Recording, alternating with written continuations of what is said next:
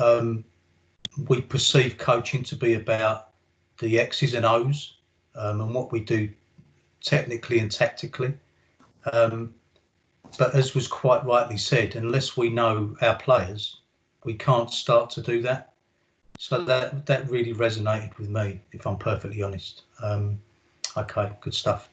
So purpose of the morning. Now I know that we've got a couple of people who have done the old level 2 and wanted to get a little bit more information about maybe the differences between the old level 2 and the new level 2, which I think are huge, really. So that'd be interesting to maybe get some feedback about the content of this course and the content of the old course, if those guys are on. Some people have actually started a course. 16 people was booked on who's actually started the new level 2. So it'd be interesting to know what you guys are at. And I think we were due to have 30 odd people who want to do the new level 2. So we've got a good cross section of people in attendance this morning, hopefully. So that's what we're going to look at this morning, guys, just understanding the structure of the new level 2, looking at the assessment process model for the course, and what's involved across the different blocks of learning, what sort of practical skills are going to benefit you and your coaching and your players' development, and then the different types of support that we might offer as tutors to support you to get through your journey, and journey is what it is. I think on the old level 2 is very much we'd have a start date, we'd have an end date, and that end date would be set in stone whether you're ready or not, and maybe the guys that have finished the course and been signed off will be able to maybe give some views on the difference that would have made to them if they was given a start date and an end date, and we'll talk about that later on. Okay, so just firstly, Andy sent some questions out, or Lawrence sent some questions out regarding your journey so far. So all of us have done a level 1 course, certainly. Some of us have done more, but if we look back to the level 1, think about what the biggest messages you took from it. So what really resonated with you on the level 1 course? What was the big messages, and how have you sort of implemented them since taking part in the course? So what did you collect from the course that you didn't know before? Did you confirm some stuff that you do really well, which all of you do anyway? And it's just really refining and fine-tuning and adding to our knowledge and experience. And equally, was there anything that you thought either was challenging to you or you were challenged that you couldn't do to you with your players? Now I know that's a lot for you to think about, and what I'd like to do is give you a minute or so to just think about those questions, and maybe populate in the chat box your main messages that you took from the course, if that's okay. So if you can start to have a think about it and put some stuff in the chat box, and then maybe Lawrence or Andy can pull some messages out of it, which would be interesting, and see if there's any sort of commonalities. No problem. Okay, so take a minute, guys, and start getting that grey matter working this time of the morning. I think whilst people are doing that, Gary, yes, mate. Some people might have had a chance to think about that, and we'll add some bits in just for a bit of context for those of you that might be newer to it or have been away from it for a while. The August 2016, was it, Gary? Yes. So the course first came in. Yeah. So course formats changed, coaching pathway changed, and a lot of the content was updated and brought into now. A lot more relevant, I think, and realistic to the coaches out there and what's going on and the players that you work with. So those of you that might have done it a bit further back, you might find that some of the information or some of the lingo may have changed. But for anyone that's been part of the new coaching pathway for the last sort of 4 years, you'll probably have a good feel for where things are at. Yeah. We've had one come in already, Gary. So Lawrence and I just sort of share these out, I suppose. But yeah. Glenn, thanks for your input. So you said, hi, I realise it's much more individual player management as opposed to team management. So focusing a bit more on the individuals. Yeah, excellent. It's the individuals that make our team up. So that's massively important. And I think, I suppose a lot aligned to that is those individuals have got different needs as well. Absolutely. So it's not a one size fits all. That's a really good point, Glenn. I think that's a message that is certainly consistent throughout the level 2 as well, isn't it, Gary? Yeah, it's a common thread. Just give it a couple more moments if anyone else wants to share key bits from level 1.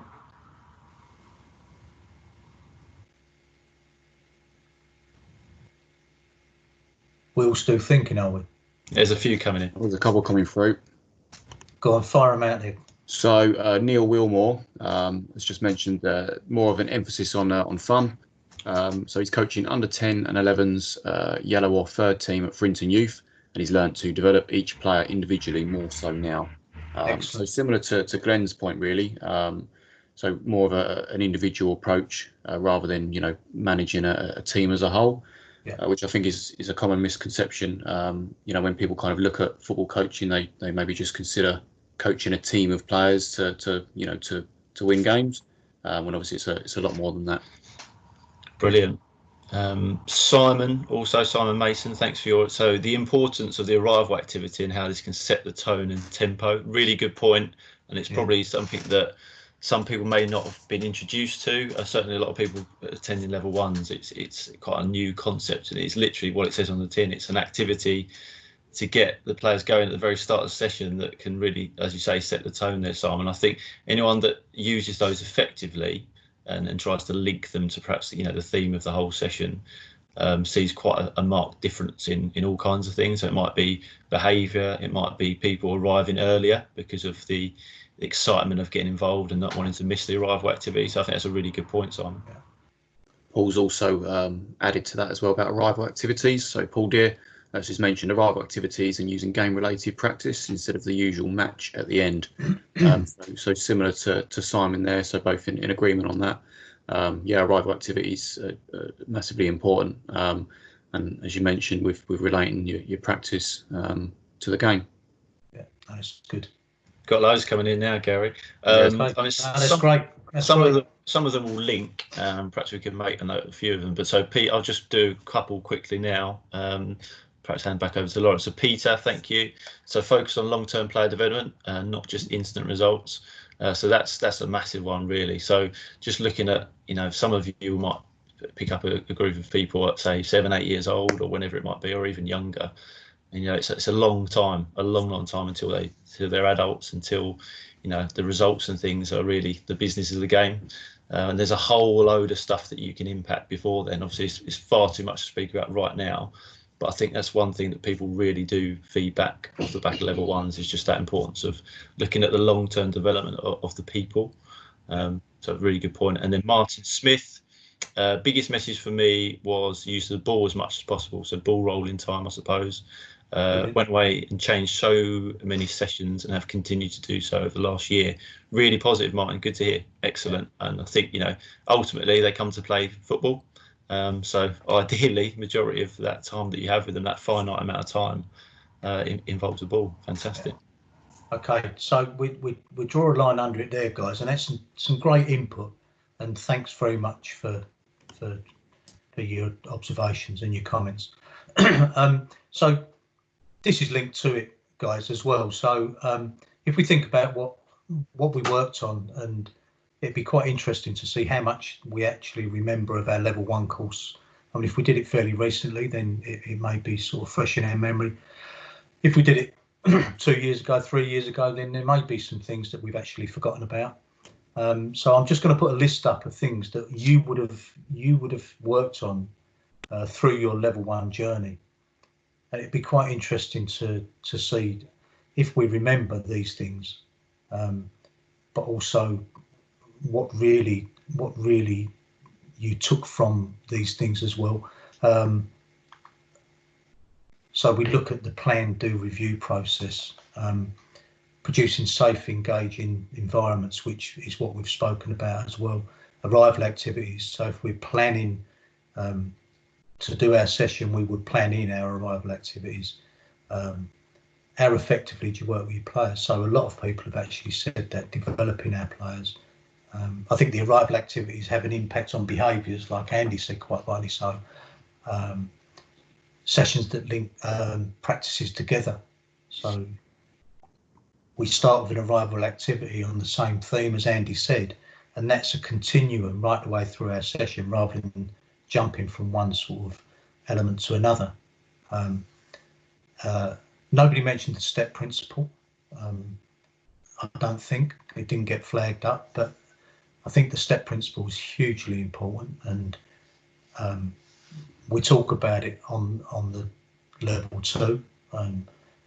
In any practice you do, at whatever level you get to as a coach, the step process is there. So we talk about the sort of space we're going to work in, the tasks we might give our players, the equipment we might use, the people we've got in the practices. That's just coaching. We do consider it, but we don't categorise it. So I think that's really important to think about. I've said there about England DNA coaching fundamentals, of which, if everybody's on a course or been on your course, you would have had those in your logbooks. So the 12 fundamentals, one of which is ball rolling, the 4-corner model, as Andy said, the long-term player development. I'm not going to read through them all. Is there any there that we think that we actually took as a key message from our level 1, and that really resonated with us, and that's made a huge difference to what we do now? Do we even consider those things now? So I'll be quite interested for us to, again, put some comments within the chat box and just think about how things have resonated with us again. So just a little crib sheet there. I will move on, but what I want you to think about is keep populating the chat box. I think the one at the bottom there is massively important, about developing relationships. So it's the relationships between you and your players and building that trust, them knowing you care about them, them knowing they're in a safe environment, them knowing that you are there for them to help them learn in that safe environment. That's really powerful, and I would imagine that's something that's become apparent to people who have done a course and gone away and worked with their players once they've got a little bit more information about it. So keep populating the chat box, but I just wanted to put that up there as a reminder as what you have done already, and that's a hell of a lot of work, to be perfectly honest, on the journey of a level one coach. Gary, just on that, cool, just to kind of round that bit off, Michael's just dropped in on the chat, so thanks for that, Michael Parrott. So just said about spending time with the plan to review, yes. Just saying about how important that is. So just picking up on the point from there. Yeah, massively. I mean, it'd be. I mean, what I'll say now, guys, and I should have said it at the off. Really, this workshop is part of a bridging series. So there's 6 of these workshops. We're doing another workshop on Wednesday evening about who we are, regarding who we are, which is about coaching philosophy and how that impacts on what we do. So if anybody wants to attend that, feel free to attend that as well. So we're not going to cover everything on this course. This is an introduction to the level 2 course. We'll talk about what the other elements are as we go on, and what the bridging series consists of. So we're not going to try and cram anything into this. This is like an overview of what the course looks like, the framework of the course, the assessment process, and the support you'll get on the course.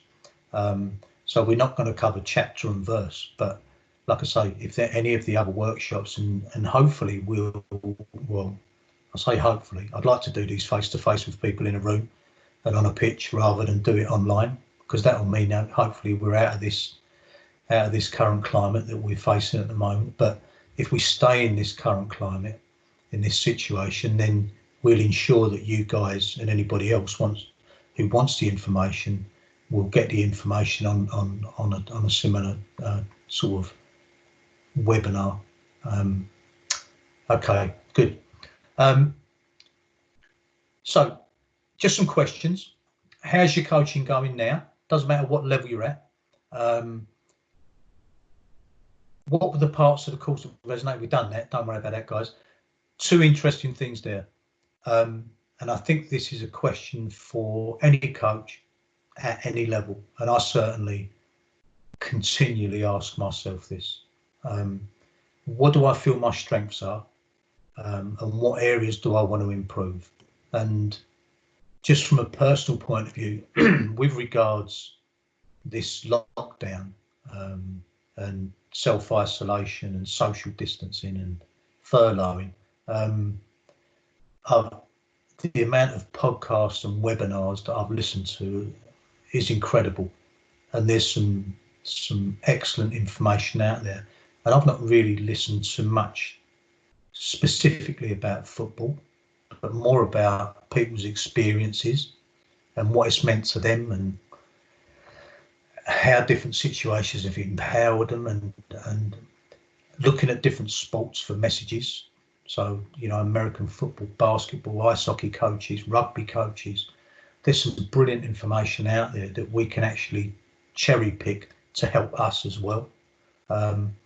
So it'd be interesting to know, you know, what are you doing at this current time? What are your strengths after doing a course, do you feel now? And what areas do you still think you can develop and want to focus on developing? And maybe what other support do you need to that end? I think that would be good for us to gather that information as well as we go on. So if we want to populate the chat box around that, what do you feel your strengths are, area to develop, that will be excellent, because I think that will be great feedback for us as developers. Okay. I think whilst they're doing that, do you want some more populated now, Gary? Yes, yeah, as we go on. So that'd be great. Brilliant. So guys, I don't know if you can see that too well. So that is the level, that's a slide of the level 2 course. So I know we've got some people who are actually on that journey. So it may be interesting to see what your stage is at the moment and how far you are through the course. We're going to talk a little bit more, so I've actually separated them down a little bit and just give us a brief overview of each one in subsequent slides. But that's where the course sits at the moment and how the course is broken down. So the block 1 is about how we coach. 4-day course. So we talk about the level 1 consolidation, role of the coach, coaching philosophy, social corner, helping players learn, motivation, self-esteem, practice spectrum and developing skill. Those guys, if they're on, who have done the old level 2, there would have been very little of that in their course. So there's a lot of information there that could enhance maybe somebody who's done a course long, you know, in the past. Certainly from my point of view, and I think of it as a tutor and a coach developer now. Anybody that's embarking on a coaching journey now is in a great place. I think of the first course that I did, which was a FA prelim course, God knows when now, 1992 or something like that, when a lot of you might not have even been born. So that was we did a referee's exam, and we did purely technical, tactical work. So I would say that in block 3 of the existing course, that's what the prelim looked like. So everything that goes before that wasn't included in that course, which is mind-blowing really, and frightening, but that's where coaching was at that time. So I always maintain that if you're on a coaching journey now, you're in a really good place. So make the most of it, guys, and be very, very curious about it. So the block 2, I'm going to skip to the next slides because I haven't got my glasses on. And I can read the next slides better. So I've just put in there about that being your project as well, and I'll come on to the project a little bit later. After the block 2, we tend to do in situ visits now. So you can do the block 1, go away, work with the information, which takes a little while to consolidate, I think, and get used to working in maybe a new way, maybe not so new for some people because you may be working with that mindset already. But I think most people would say once they've done a block 1, they've got so much information to go away and work with, and it's like getting a new toy. So you want to go away, you want to try and implement things, you want to see how those things work out. After we've done the block 2, then we feel that's a good place to then come and visit you and see where you are. And equally, we do that after the block 3 as well, and that would be anything up to 2 years in the distance, 3 years in the distance, for you to complete the course. I think it's quite important to say at this point that, and I know that a lot of people will go, oh, the tutor's coming out to see me, that must be he's assessing me. Well, it's not a subjective assessment of me going, well, you're doing this, you're doing that, and I'm ticking boxes, or Andy's ticking boxes, or whoever else might come out is ticking boxes and saying you're good or you're not good. It's a case of supporting you as we've done on the course, and talking to you and finding out how you think it went, and is there anything that you might do differently, and if you want us to suggest something, we might suggest something, or we might say, if you thought about doing it this way, and if you did do it that way, what do you think the outcome would be? So it's not a case of us coming out on an in situ visit and telling you what to do. It's very much as a supportive role, and almost, well, I certainly would say to you prior to coming out, is there anything you want me to look at? So going back to our areas of strengths and areas of development, I think I need to know what you think before I can actually help you, and I can't preempt what you're thinking. So it's very much a relationship. It's not I'm the tutor, I'm going to do this, you're the learner, you're going to listen. It's a case of having that dialogue and us helping you in the way that suits you. I align that. Sorry, mate. I align that to you working with your players. If you're telling your players what they need all the time, do you know what they think they need? Do you know what they think their strengths are, what their areas for development are? So we have to have that two-way dialogue. Go on, Andy.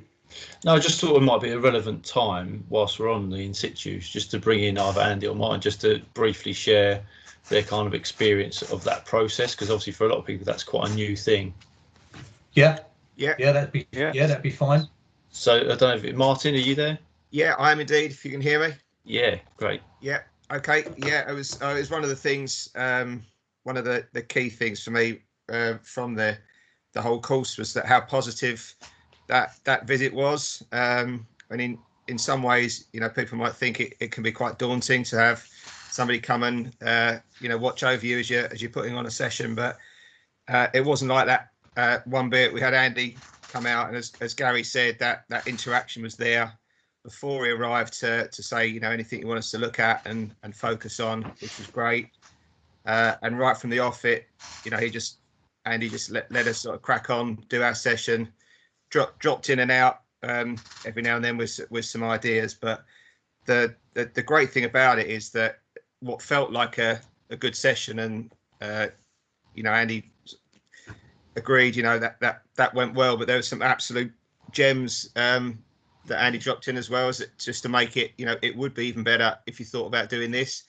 Things like some of the, individual challenges that you could just drop in during the game, or just changing aspects of a small-sided game that we're sort of stuck to the structure of what you see in.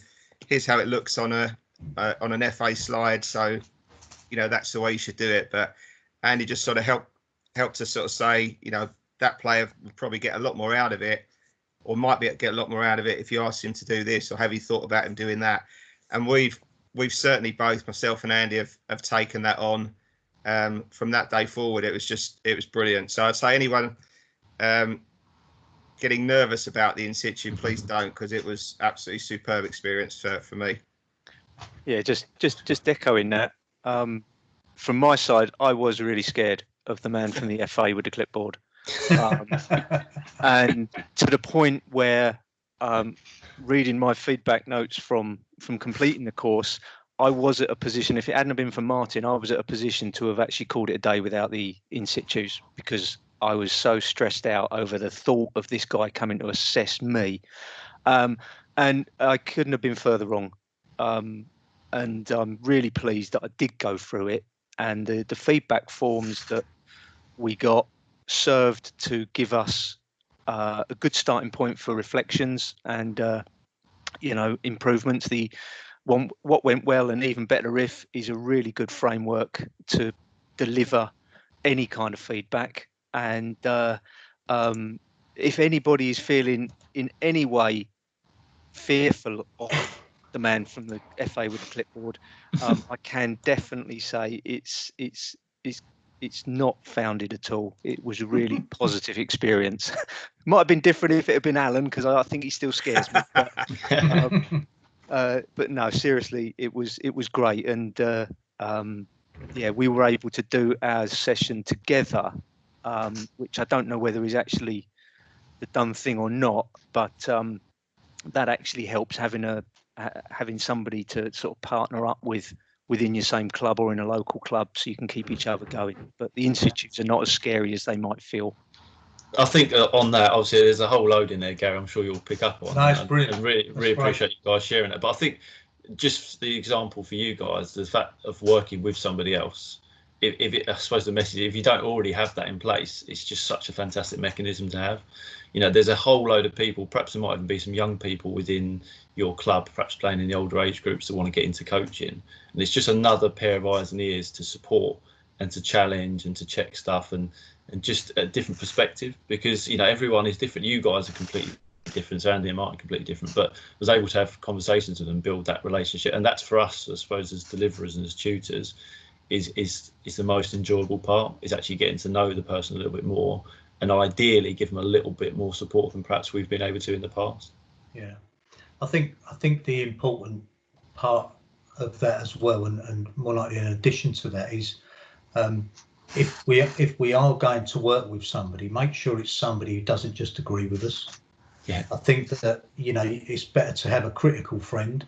So if you've got somebody who just thinks the same way as you do all the time, they're likely not going to be of benefit to you, or you're not going to be of benefit to each other. And if you've got that respect for each other and you respect their opinion, then you need to accept that sometimes they're not going to agree with you, and they might have a slightly different way of viewing something. So I think that's important as well. And certainly, I think in the past I've found that to be of benefit, because we've all got a bias of how we think things should be done and why they should be done like that, but that's not necessarily the best way all the time. And on reflection, when somebody has a different opinion, when we actually look at it rationally, they may well be right, as long as they can sort of justify why they're saying what they're saying. So I think that's one point as well. But that's thanks for those stories, guys. They're excellent. Good stuff. Good stuff. So if I take that back to there, so that's what our block one consists of. Like I said just now, I went through the block one. The block two is about the future player and how we support those players as well. The block two is over 3 days, and the block three would be over 3 days as well.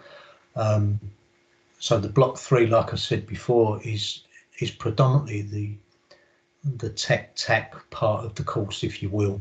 Although there are bits of information obviously drip fed into all of the course on the practical side. However, it's more the softer skills that would be included within the block 1 and the block 2. Okay, so the block 1, this is how it's broken down. So we talk about coaching philosophy, and this is what Wednesday's workshop is all about. And I've been listening to quite a few things around philosophy recently, and very, very interesting, I must say. People's different philosophies and why they've got those philosophies and what shapes it. So it's just talking about what's our values, what's our beliefs, and our values and beliefs will more likely shape our behaviours. It's just that who are we really, and what's the impacts of that philosophy on our players. So how does that mean we're going to work with our players? So like we've said before, and like it says on the course, we want our players to work in a safe, respectful learning environment. If players aren't, then maybe our philosophy needs to change.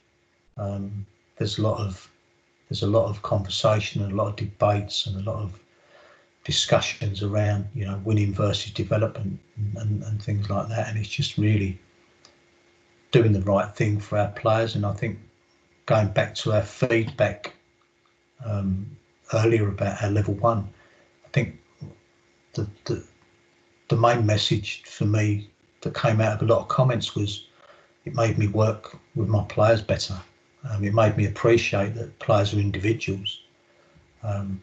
So I think that's what we want, and I think our philosophy hopefully will shape what we do with our players. Social corner is massive. The FA run an advanced youth award course, and they spend 4 days on the social corner, just the social corner. Obviously they link the physical activities into that social corner as well, but environments that players come from, do we know the environments players come from? Do we know their experiences? Do we know what they enjoy doing outside of sport? There's a quote on the FA Youth Award course that said, if you don't know John and Jill, I think it was, then you can't coach John and Jill.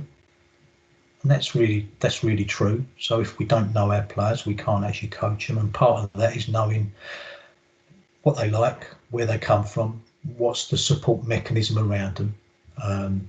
Like I said, the environment, and that will shape our coaching behaviours to how we behave with them. Helping players learn. And I'm sure that all of you, no matter at what level you are, know, and it's very apparent that, and also if you're sitting at home at the moment on your computer and you've got 2 children or more at home, you know that each of those children learn in different ways. They've all got different wants and needs. That's no different to having children in a sporting environment. So we have to cater for how those children learn at home. Well, especially homeschooling at the moment, I would imagine. Fortunately, I don't have to go through that. But I've heard some stories from Andy about the detentions he's thrown out and things like that. So he's not going to be a teacher anytime soon. But that's massively important. Understanding that players learn at different speeds, they learn in different ways, they've got preferences to how they might learn. The situations we put them in might aid to their learning or might have an impact on being detrimental to their learning. So that's a huge part of the course as well. But very, very interesting part of the course. And I think a lot of this sort of touches on the sort of psychological corner, which is huge as well. Motivation. I see most of these as being intrinsically linked to everybody, if I'm honest. If we look back at this, our coaching philosophy, the social corner, helping players learn, motivation, self-esteem, practice spectrum, developing skill. These are all intrinsically linked. Yes, there's different information, but if we're deficient in recognizing any of these aspects, then our development of our players will be inhibited. Now, it is a huge amount of information to take on board. However, we've got a number of years to hopefully work with our players to improve things, and equally work on the subject to improve ourselves and our understanding of that subject, and how that can be implemented within our training sessions, prior to training sessions, after training sessions, prior to games, in games, after games. So it's not just when the players are taking part; it's prior to and after as well, post task. So motivation. Why the players actually there in the first place? And there's lots of reasons why they're there. Could be that mum and dad want them to be more active. Could be their mates play and they want to play. They've told them it's enjoyable. It could be that players want to go there. They want to become better and they want to become players. They're motivated to be a footballer. Maybe some of them just want to be fit. So there's lots of different reasons, and that will have an impact on how we can motivate players. Self-esteem, how do players feel about themselves? Some players will have high self-esteem, some players will have low self-esteem, and obviously there's reasons for that. I listened to a podcast last night just to bring the tone down a bit, and it was a guy called Simon Mundy who does a podcast called Don't Tell Me the Score, which he's a sports commentator, but he does a podcast on lots of different aspects of different psychological areas of why sporting people maybe have done really well, or why some sporting people have struggled. And I can't remember the guy's name that he spoke to. He's a rugby player who on a number of occasions contemplated suicide. And he just didn't feel valued, he didn't feel worthy. And he said it didn't matter how people sort of treated him by that stage, he just didn't feel worthy. And it's quite sad to think that somebody gets to that stage without anybody recognising that person's got that problem, that mental illness. So again, that's us as a coach. How do we make people feel good? How do we help people feel good? Obviously you can't make them feel good, but if we're a constant in somebody's life and they are enjoying coming to what we're doing, then we'll have an impact on them. So I think that's massively important as well. I'll jolly it up a bit now. Practice spectrum. I think that this is huge as well. So it's linked to what do we do within our practices? Are our practices similar a lot of the times? Do we consider what the players do in each of our practices, depending on the roles? What's the decision making like within our practices? Are our practices varied? Do we have lots and lots of variety? Do we consider putting a practice on that maybe is going to ask more of certain players in certain positions within those practices? And that's linked back to our step principle. The developing skill. What does it take to develop skill? What's the difference between technique and skill? So if anybody can tell us that in the chat box, that'd be great. What's the difference between technique and skill? Can you define a skill? Preferably not those that have been on a level 2 and got that information already. Gary, there's been some really good chat coming in, just brilliant sharing. So we might have. Andy, I'm going to cover this developing skill, and then we're going to go to the chat. Yeah. Yeah, no worries. That'd be great. Thanks for that, mate. No worries. So yeah, defining skill. So is that skill a technical skill? Is that skill a cognitive skill where players actually have to think? Add to that, in football, they're trying to do a skill on the move whilst thinking. How difficult is that for somebody who might be a young player? So what's our expectations of players? And I think linking that practice spectrum and the things that the players do within our practices will help them prepare better for games. So within the level 2, we'll have ideas on that. I think the guys who fed back a little while ago was saying that just some of the feedback that Andy gave them on in situs may have impacted and got different outcomes for players just by adding something to it. And a lot of the time, this is trial and error, guys. There's no sort of holy grail or one answer. It's a matter of us being out on the grass, to be perfectly honest, and trying things. And a large part of your learning will take place whilst you're working with your players. Okay, Andy. So we'll visit the chat box, and that'll give me a chance to stop my mouth drying up anymore. So just a couple. So of course, you can't go through every single one. But Damien, thanks for your input. So he just said technique, ability to do something, and then skill, applying that technique versus another player or person. Okay, good. I like that. Stu, thanks, Stu. So technique is ability to perform a task. Skill is perform a task in a game setting. You put a question mark there. Obviously, there's going to be different angles on this. Yeah. So Michael Parrott, technique is application of a skill. For example, a pass is a skill, but a good pass requires good technique. So kind of looking at it the other way. Okay, good. We've had a lot of people obviously reflecting on some of the bits that we asked from earlier as well. So that's been fantastic. We might pick up on a few of those later on. Martin said, develop skill to practice a technique.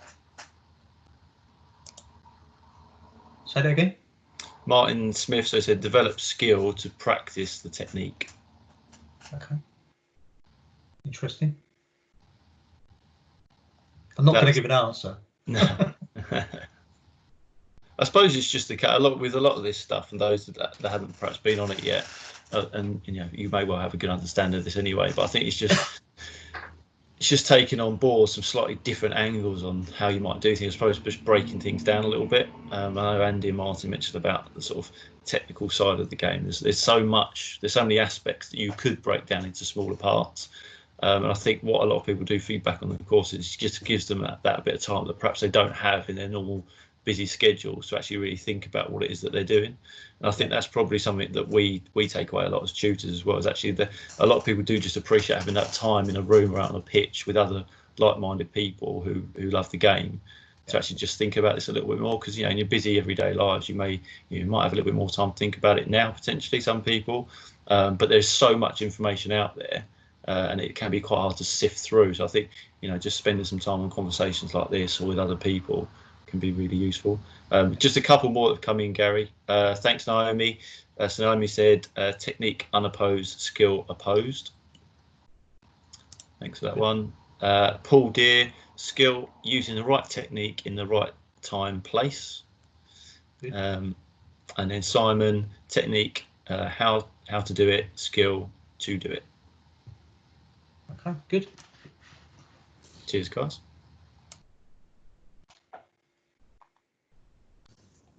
Okay,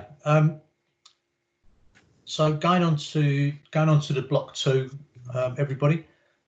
So we'd look at player potential, managing difference, developing behaviour. So with regards to player potential, thinking about how learning time and session management might allow players to get more out of the practice. So part of the feedback that Andy gave around questioning, around challenges, around where players are situated in practices, will have an impact on their potential of improving. So if, for instance, we've got a game where to score we pass to a player in an end zone, think about the outcomes and the returns that the players within the practice are getting as opposed to the player in the end zone are getting. Now, it might be you've got a player in the end zone for a particular reason. Could be your goalkeeper, could be a player who plays at the back who distributes the ball, it could be a forward who receives the ball. However, if it's somebody who normally plays in a certain position and gets a lot more of the ball, what's the impact on that player, and what's the impact on the last one there, the developing behaviours, if they want more involvement in the game? So that's just one example of how the way we actually arrange our practices and plan our practices might impact on the potential that we're going to bring out of players. So consider that. Think about the psychological aspects and the social aspects around development as well. So I think that Andy spoke about long-term player development and talking about the four-corner model. I think this is where this comes into its own. So if we look at the four-corner model, I think that on the level one, we might likely list down in technical, we'd list down passing, receiving, running with the ball, turning, heading, depending on age group, obviously. So we'd have a definitive, not a definitive list, but we'd have a list of what might be included. In psychological, we'd have a certain amount. In physical, we'd have a certain amount, and we populate it with different things. But what actually does that mean? I think that when we get on the level two, we need to start thinking about, well, actually, if we're using that four-corner model, how am I going to use that to develop my players' potential, and how am I going to help that to develop my players? So maybe we look at the four-corner model and we say, well, okay, so what do I want my players to be able to do within the technical corner? So what do I want my goalkeeper to be able to do technically? And then maybe how am I going to make that happen, or how am I going to try and help that to happen? And that can affect the way that you plan your sessions, and that might affect the step process that you utilise to put on a practical session. So I think that the more we learn and the more we experiment and the more we try things, the better we can become at it. Again, it goes back to knowing your players. What's your player's strengths? How can you make those strengths maybe super strengths? How can you work on their areas of development as well? So it's twofold. How can you help them to get better at what they can already do? How can you improve maybe what they are deficient in any of the four corners? And guys, it's complicated. It's not easy to do that, and even if you're a UEFA B coach, it's not easy to do that, because you think about more things and you think about the different aspects that you need to include within the planning. But that's the great challenge of being a coach. It can be very easy being a coach and just take your bag of balls and get the players to play football and tell them what to do. However, we want to develop those players. So I think it's hugely important. Also, player potential. If we think that we're developing players by not playing them, then we're very remiss in thinking that. So there's a judgment call. Do we rotate our players? Do my strongest players play? Do I rotate to a certain extent? Am I doing my players a disservice if I never play them on the left-hand side of the pitch if they're right-footed, and vice versa? Am I doing my players and hindering their development if we never play them up front because they don't score many goals? Are we doing them a disservice if we never play them at the back because they don't like tackling? So is it, again, it goes back to, is it the winning versus development argument? And if we don't want to put players in a certain position, why not? And does it all come down to result? We better not do the whole workshop today.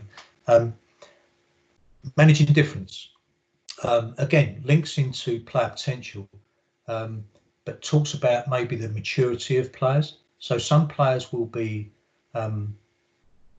developed greater in maybe the technical corner than they are in the physical corner.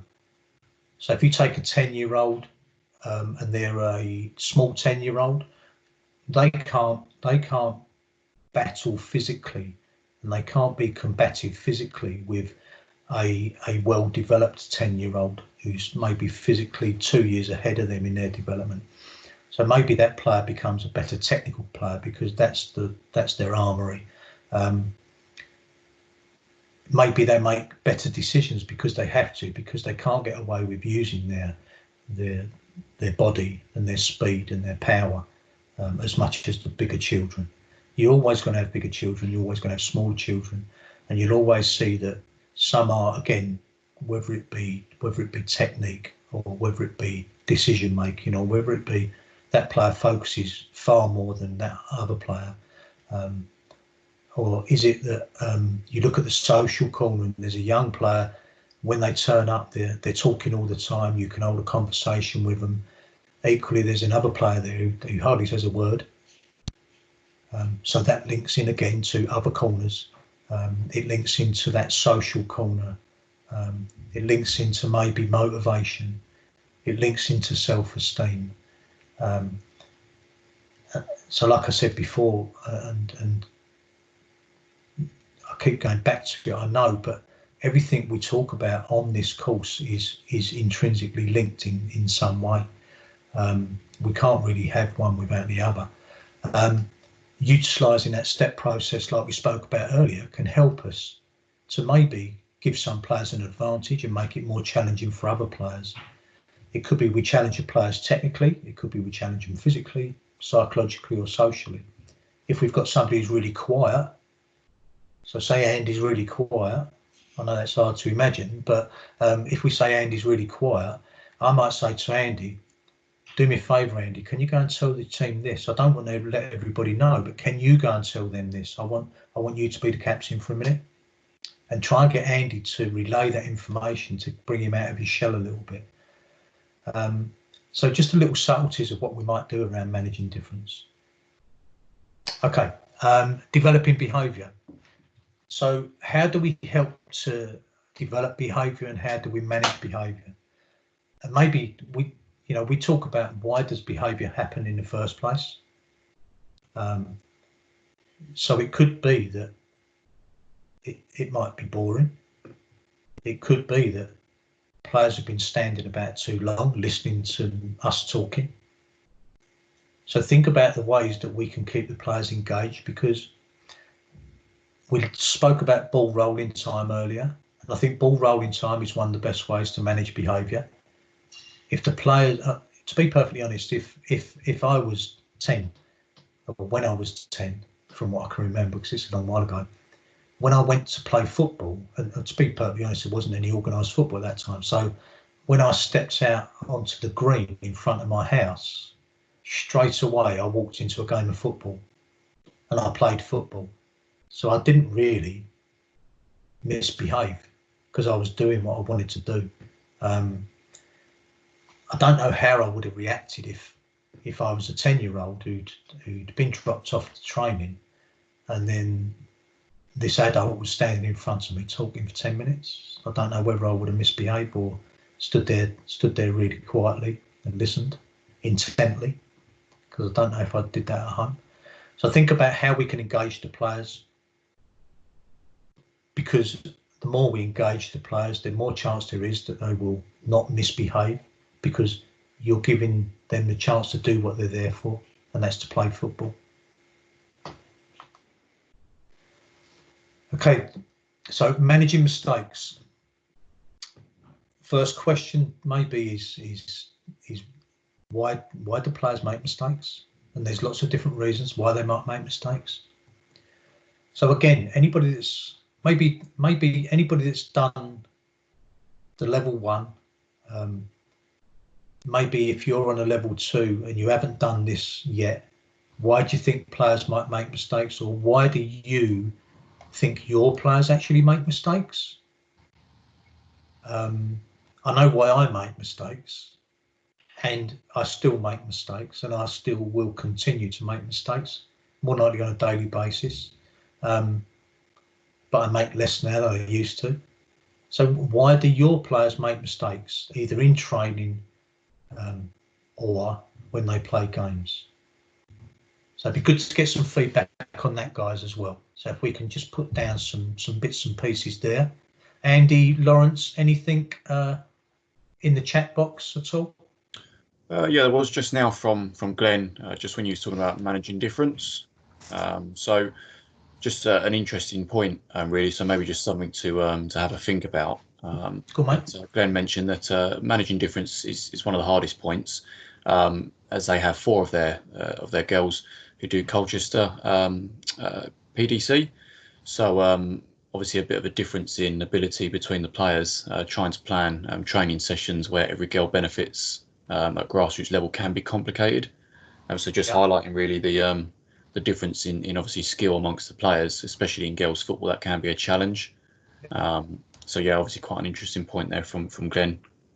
So just on that, I think that one of the ways that we can, or we need to look at it is within our practice, depending on what we're doing, how can we make it harder for the girls that can do it, and how can we set a challenge that's appropriate for the girls that maybe are not quite as good yet? So it could be even down to scoring mechanisms. So maybe the challenges I set my better players, my more adept players, are greater than the ones I'm setting my other players. So I don't know if that's along the lines that Glenn's talking or not, but so it's, if we've got any educationalists on the sort of webinar this morning, they'll know what I'm talking about around differentiation.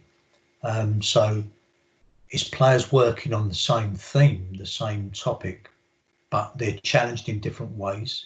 So we need to try and help the players that need the help, but also stretch the players that need to be stretched or can be stretched. Or is it a case in a different corner? So in the social corner and the psychological corner, can we actually task the better players with helping the less adept players to improve as well? So there's different ways we might challenge that. I don't know if that's along the lines that Glenn's thinking about or not, but that's a couple of suggestions. Be interesting to get some additional thoughts, Glenn, from yourself there. Just a few other bits in there. So Mark Gordon, he's also mentioned, or he's on the same lines as Glenn there. So just saying that he knows what Glenn means. He finds himself planning additional progressions for a handful of players. Good.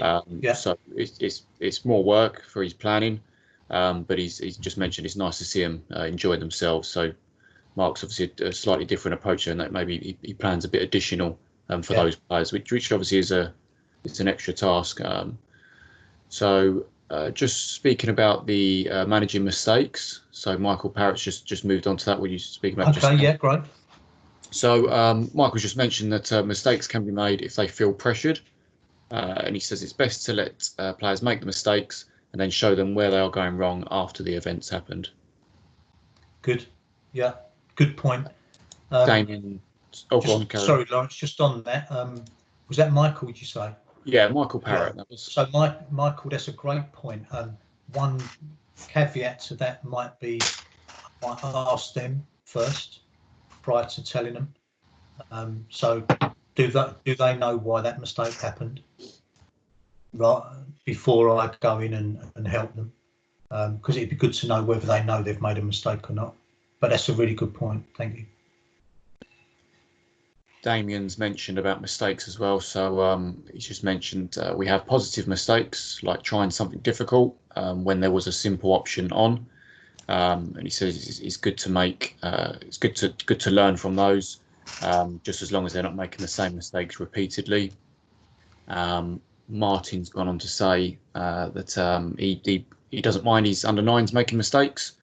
So he says it gives them a platform for him to work with them. So that's a good point there. Under nines especially, or any of the younger age groups, no problem with them making mistakes at all. Again, it comes back to the winning versus development. Yeah, I think just what I don't know. Just thinking of time there, guys. Just Steve's just added. There's a few on there and some really good points. But Steve's just made a good point towards the end of that sort of chat thread.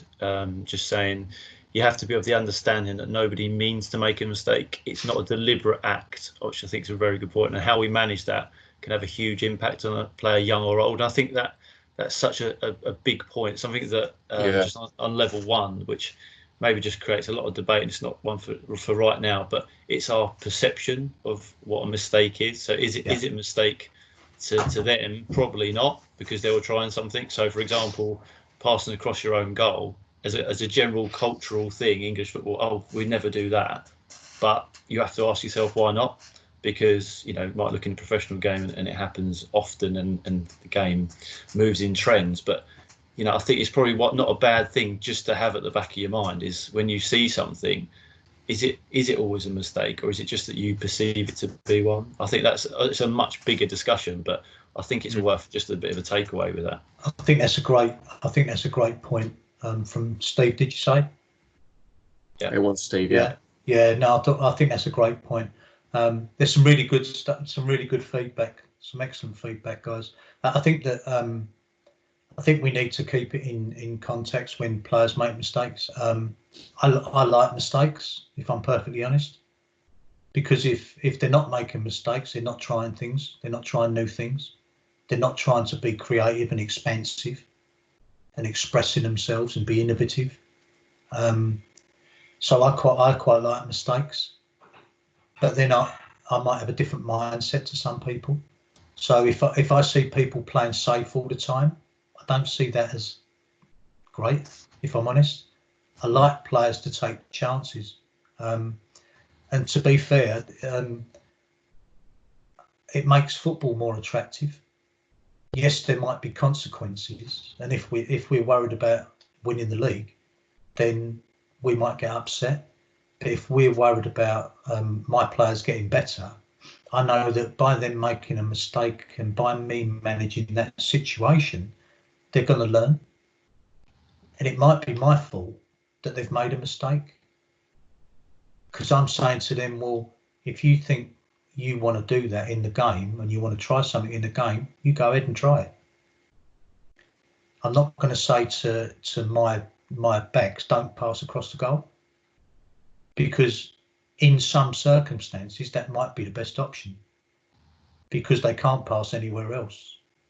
So it depends on what the opposition might do as well. But we don't want to get into a big discussion, like you said, Andy, at this point. Mm-hmm. But just think about, if they make a mistake, why are they making a mistake? And quite rightly, the point was made that nobody goes out there to make a mistake. None of our players go out there and go, tell you what, I'm going to make as many mistakes as I can today and just see what reaction the coach has. It doesn't happen. They're all trying their best. All your players are trying their best. And I think we have to keep perspective on that. Good. Okay. Gary, just before you move on, sorry, mate, sorry to interrupt. Just conscious of time, because obviously people are welcome to stay on. We'll carry on. What's the time now? So just gone 11:30. So couple of his time flies. So a couple of people obviously had to move on. A couple of people sent apologies. They got other things. So more than welcome if you need to get off. Obviously, feel free. You don't have to hang about. But we'll continue as we are for now. And obviously there'll be a bit more of a Q&A section at the end as well.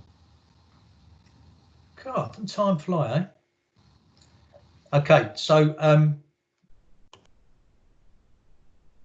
I said before with regards block 3, guys, so that's our technical tactical element of the course, if you like. So I'd like to think that, or certainly from my viewpoint, and I think it's actually why the course has been organised like this, is unless we've done the pieces of work on the block 1 and the block 2, we can't work on this element of the course. And I hope that makes sense. So if we know our players, we can actually work on our in possession, technical aspects and tactics, our out of possession and our transition as well. And that's just a brief overview of what that looks like. So very simply, what do we want our team to do? How do we want them to play when they've got the ball? Now that might be, how do we want them to play in general? How do we want them to play out of defence? How do we want them to play in midfield? How do we want them to play in the attacking third of the pitch? And on the flip side of that, how do we want to defend? So we talk about, you know, high press, mid block, low block. I mean, for most of us, that's irrelevant. I'd imagine if we're just coming off of a level 1 and we're going on to a level 2, we're embarking on that. It's more about what I'd like my players to try and work on, or what different ways can I get my players to work and experiment with. How might it change from week to week when I experiment with different ways of playing out of possession? Can I make it fun to defend? Can I have my players enthusing to be defending? And do we have to call them defenders? Because as far as I'm concerned, as soon as a player's got the ball, they're an attacker. So if my goalkeeper's got the ball, he's my first point of attack because they're setting up the play. If my centre forward is shutting somebody down, their goalkeeper, he's my first defender. So we want to try and get out of the mindset of saying, well, if we play in this area, we're defenders. If we play in that area, we're attackers. So if we've got the ball, we're attackers. If we haven't got the ball, we're defenders. And then what do we do if we've just lost the ball? What do we do if we've just won the ball? So really just about the reactions and how we react and how quickly can we react when we either lose or we just gain the ball. Again, that's more for players who are older, I would say, rather than trying to just force feed young players with that information. So just different leadership styles. We talk about different coaching styles and maybe different ways that we might feed back to people as well. Andy, I'm right in saying that people are going to get this PowerPoint, yes? Yeah, absolutely. Okay. We'll send it out. Yeah. So there are a few more slides, and some of them we don't really have to go through, if I'm perfectly honest, if everybody's getting these. Guys, this is what your project will look like. Now, when you first look at that, that's a lot of work. However, if you say, well, I've got that amount of work to do in 3 years, it's not too bad, to be perfectly honest. And that's just breaking down the block 1, the block 2, and the types of information that we would like to see in your project at the end of your course, or at the end of your coursework. And that would be in the guise of an electronic version. If you wanted to do an electronic version, it could be a paper version. There'll be parts of it in your logbook. There'll be parts of it, supplementary information, maybe hard copy, or like I say, maybe electronically. You can present your project however you want. It's entirely up to you. It's your project.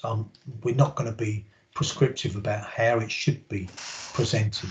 And as long as those elements there, those aspects that's on that slide are included within your project, that's what we're looking for. And it's a big piece of work, but I'd like to think that we'll bring the guys back in just to give a little bit of an overview of how they found the project, Was it labour intensive, or but what was the benefit of that project? So could we bring Andy back in, please, mate? Yeah, go for it. So Andy, Martin, I'll let either of you go if you're there. Do you want to go first, Mark? Go on, mate. You look like you're ready. Primed. I would say it's a fascinating journey, the project. It's something that was it came together surprisingly quickly in the end. But I found that if I tried to do it too early, I'd have never got anywhere near the amount of stuff out of it than I did when I did it.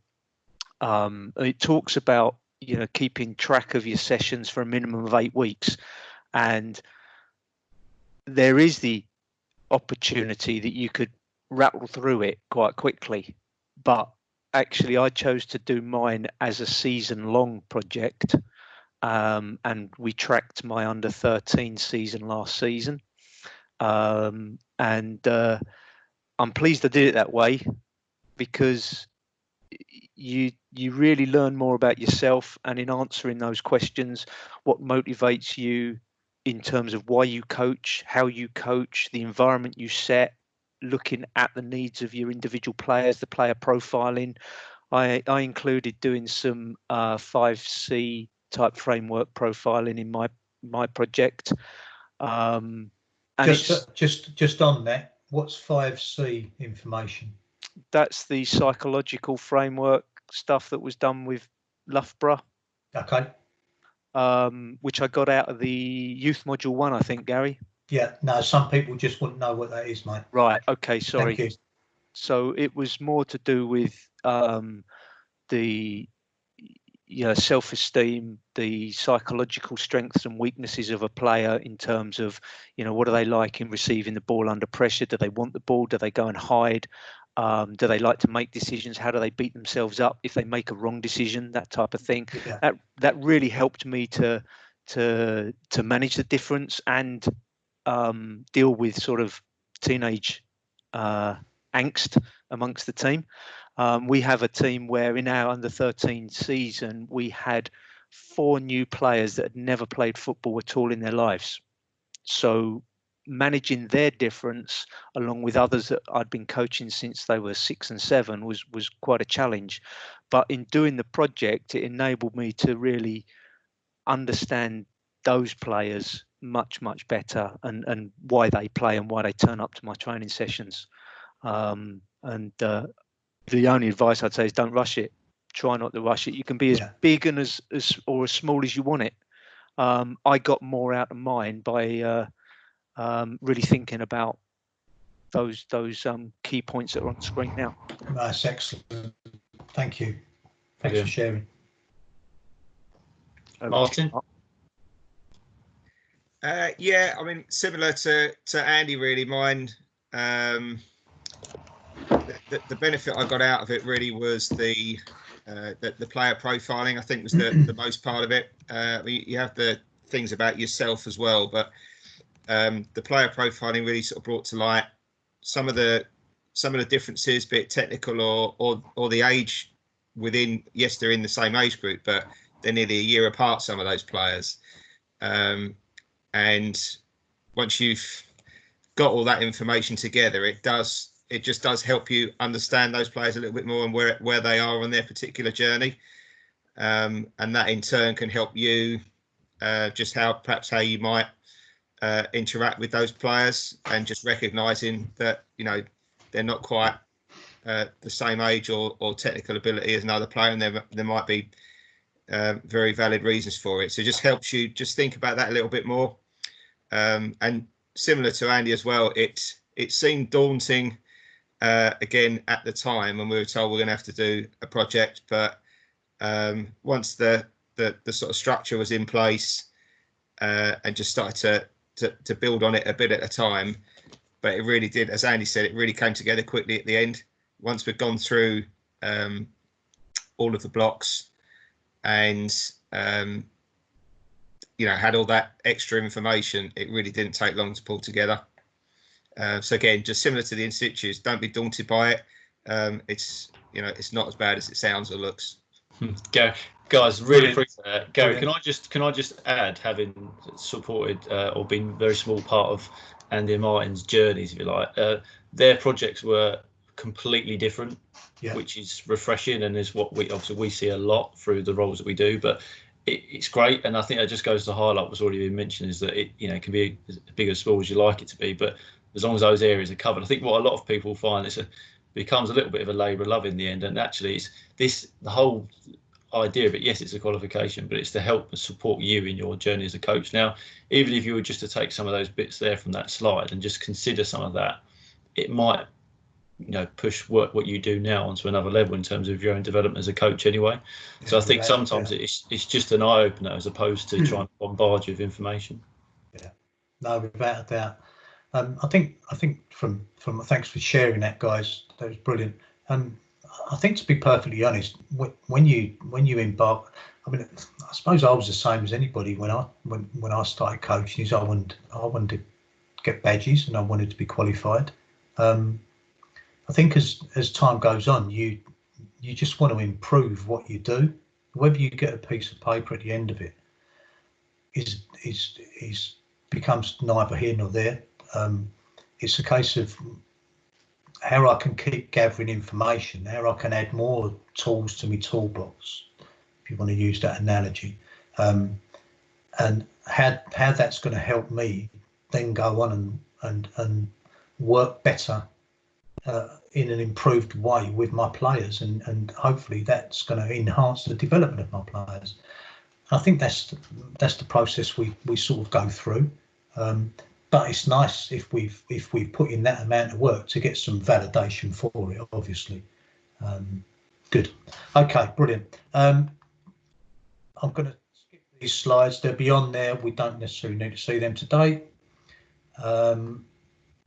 Guys, this is just information and making it's not that clear, but I just wanted to put that up there as a competency framework to give a bit of an explanation about the types of things that we would look for. If you do your project, you will be working across these different aspects of the course.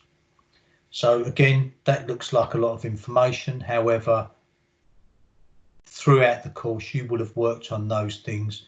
You would have had conversations with your tutor who supported you face-to-face on the course and face-to-face in situ, and you work through those things. So don't think too much of those slides. That's just to give you information.